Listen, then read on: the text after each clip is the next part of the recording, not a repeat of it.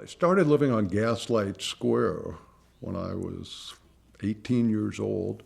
Had an apartment down there that cost $40 a month, more than yours cost, by the way, I think. Less than yours cost, wasn't it? And met a lot of crazy people. And that was an era that folks wanted to, they were drawn to the Central West End, they were drawn to the Gaslight Square neighborhood. This is sort of at the end of Gaslight Square. And the beatniks were there and the bohemians were there, but the hippies were there too. So it was an interesting time. The Central West End was a little bit on the outskirts, and it was a little bit rougher than Gaslight Square was. And this is about when?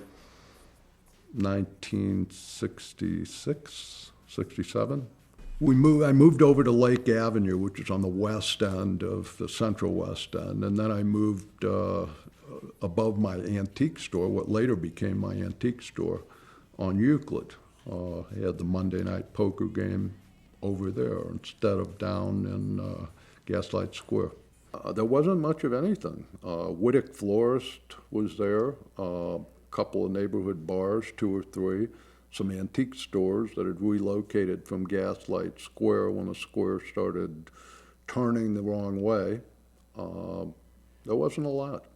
I knew everything, and I've forgotten a tremendous amount. Over the years, I've learned what I don't know, just how stupid I am. But back then, I really knew everything, and I knew for sure that the neighborhood was going to thrive. Loved the old architecture, and the mix of people was young and old, and some rich folks were still here, plenty of poor folks like me, gay people, straight people. It was a real mixing pot and very interesting.